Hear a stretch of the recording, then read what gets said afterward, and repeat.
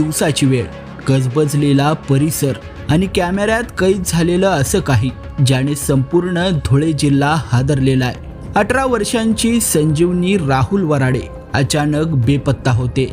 पण तिच्या जाण्यामागचं रहस्य एखाद्या हॉलिवूड चित्रपटाच्या पटकथेपेक्षाही भयंकर वाटतंय. सहजीवन नगरातील दूध डेअरी परिसरातील CCTV फुटेज जेव्हा समोर आलं तेव्हा पोलिसांच्याही काळजाचा ठोका चुकला.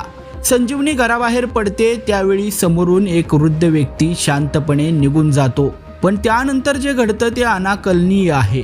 संजीवनी चालू लागते पण तिची अवस्था एखाद्या झोंबीसारखी भासते. तिचा एक हात हवेत आहे, जणू कोणीतरी अदृश्य शक्ती तिचा हात धरून तिला खेचत नेत आहे.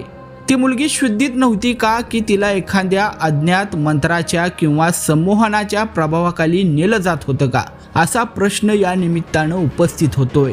प्रत्यक्षदर्शी सांगतात की ती एखाद्या खोल तंद्रीत असावी. तिच्या हालचाली नैसर्गिक नव्हत्या. संजीवनी स्वतःहून जात होती की तिला जाणीवपूर्वक एखाद्या अदृश्य जाळ्यात ओढलं गेलं, हा प्रश्न आता धुळेकरांना सतावतोय. संजीवनी बेपत्ता झाल्यापासून वराडे कुटुंब पूर्णपणे कोलमडून गेलंय.